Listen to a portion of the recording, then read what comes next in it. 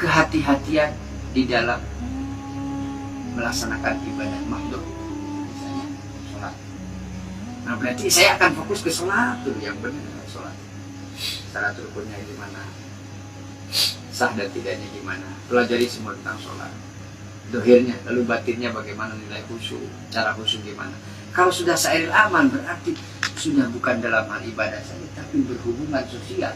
Itu harus dengan ahwal, hati-hati. Bahkan tidak ada rusuh. Wadhalikalan utawi mengkodo matkur iku kal waro ikaya umpama waro. Qala dawu sopo al-Qushairi, Imam Qushairi, al-waro utawi sifat waro. Al-waro teh apa sih? Al-waro utawi sifat waro iku tarku syubhat. Tarku syubhati, tinggal perkara syubhat.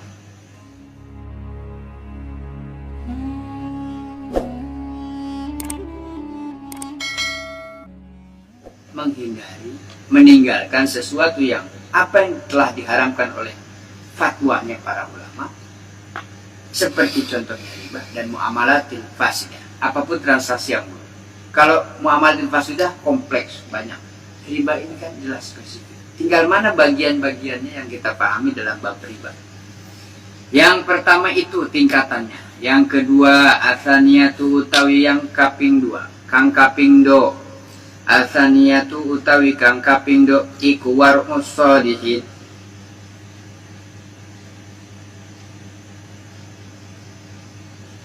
waroknya para orang-orang soleh. War'us sholihin, waroknya para orang-orang soleh. Tingkatan yang kedua adalah tingkatan waroknya, sifat kehati-hatiannya orang soleh. Aduh, pengen punya anak yang soleh dan solihah. Nah, soleh nih, ketemu istilah soleh. Waroknya tingkat solihin beda lagi. Wahuwa, apa yang dilakukan mereka para solihin? Ikutarku syubhati, tinggal perkara kang syubhat. Kalau yang haram gimana? Sudah lewat. Sudah sama sekali tidak sama sekali melakukan, mengamalkan sesuatu yang haram. Lalu mereka orang-orang soleh itu meninggalkan, mulai meninggalkan yang syubhat. Sudah 30 tahun sekarang usianya, kita udah 20 tahun, udah 50, 25 tahun. Nah, saya kan sekarang sudah mulai nih disyariati tingkatan warok terendah, tidak yang haram-haram. Sampai berapa lama? Bisakah kita targetan waktu 3 tahun, 2 tahun ke depan? Insya Allah tidak sama sekali. Sudah lulus dari yang haram, masuk di umur 35 tahun, bisakah kita coba mulai menghindari yang syubhat? Butuh berapa lama? Caranya gimana? Sementara dunianya terus bergerak, sistem ekonomi, sistem jual beli terus berubah mengikuti perkembangan zaman. Sementara kita tidak menggali ilmu agama, gimana bisa dibahas? Segimanapun kita kan tahu standar pabriknya. Unit kendaraan ini anti banjir. Kalau banjirnya memang cuma setengah banjir. 10-20 cm banjirnya segitu, didesain insya Allah aman. Gak kita antisipasi, ternyata banjirnya hampir sampai ke pintu, panel pintu, dan itu kerendam berarti dalamnya. Gak hati-hati. Badainya sebesar apa, ombaknya setinggi apa, itu berkenaan dengan kaitannya dengan seberapa hebat perahu yang ditangkap. Seberapa dalam mutiara akan kita dapatkan, seberapa kuat kita bisa menahan tekanan di dalam, seberapa tinggi kita mau terbang sampai ke aras, seberapa kuat sayap yang harus kita kepakkan dari bumi sampai. Jadi sebelum betul-betul terjun ke tengah lautan, mulai berlayar, betul ya. Wasaita yang ketiga, warul muttaqina utawi warok iku warul muttaqina, waroknya orang-orang yang bertakwa. Huwa yaiku waroknya orang-orang yang bertakwa, ikut tarkuma, ninggalakan perkara, Wasalisu utawi kang kaping telu iku warul muttaqina waroknya orang-orang yang bertakwa. Muttaqin wa huwa lan utawi waroknya muttaqin iku tarkuma tinggal perkara labak sakang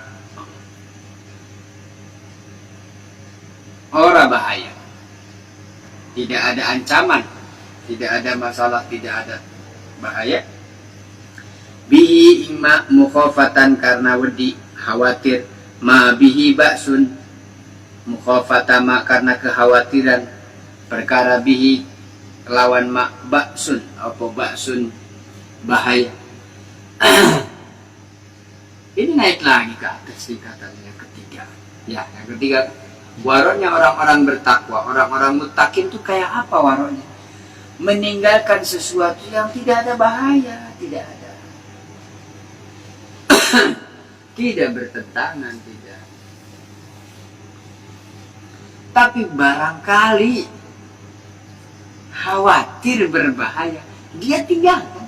Uang-uang saya, yang kerja saya, yang gajian saya, yang tanda tangan saya ngalami pekerjaan di lapangan, tidak ada yang terdolimi dan mendolimi, aman secara syariat muamalah, lulus, ada uang halal, cara saya kerja juga tidak ada unsur-unsur yang dilarang agama, jadi saya dapatkan uang, dompet saya, rumah saya, uang simpan di rumah saya, dan yang berhak menggunakan uang itu mendermakan saya dan istri saya, boleh, tapi yang boleh aja dia tuh nggak lakukan. Nasi saya, beras saya, tapi untuk itu dia makan saja, dia berpikir lagi. Barangkali ada yang unsur-unsur ini dihindari yang begitu. Jadi lebih baik tidak daripada terjadi. Nah, kenapa tidak berubah? Saya sedang hati-hati. Termasuk saya kenapa tidak langsung dibaca ngabaladas ker hati-hati. Hati-hati sing salah maca, sing salah paham, salah kan itu. Pelan-pelan, hati-hati. Bahwa sekarang kalau bicara hati-hati, misalnya sulit juga kita pahami hati-hati. Ayo mobil bus susah kebut banyak ya. Supir-supirnya itu profesional. Ketika dia begitu, apa dia tidak hati-hati? Kita juga nggak bisa jawab apa itu hati-hati. Yang jelas dia aman kok dari sana nyampe ke terminal. Padahal di jalan, wow, itu hati-hati apa nih? Beda. Hati-hati. Jadi orang muttaqin, mah ini yang ke berapa sih tadi? Yang ketiga ya? Iya, baru yang ketiga. Orang yang ketiga mah waroknya orang-orang muttaqin. Caranya gimana? Meninggalkan sesuatu yang tidak ada bahaya, tetapi khawatir barangkali ada bahaya. Qala Sayyidina Umar radhiyallahu anhu, qala dawu sapa Sayyidina Umar. Sayyidina Umar berkata, kunna nad'u tis'ata a'syaril halali.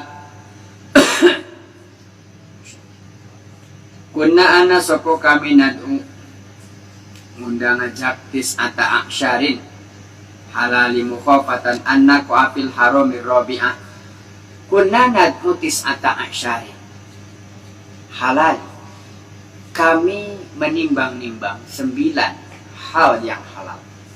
Dari 9 itu mukhafatan ada indikasi kekhawatiran annaqa yenta tumiba fil harami ing dalam keharaman. Jadi selalu saja mempertimbangkan 100% itu tidak mungkin. Setidaknya 9 bagian yang halal itu pun ada kekhawatiran. Jadi kalau kita makanan yang halal, halalnya 1, khawatir tidak halal itu 9. Ini halal pak, halal.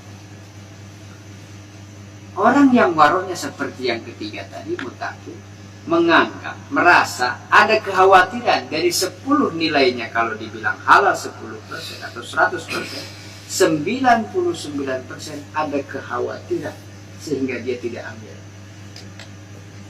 Kan lain dengan yang umum dibalik.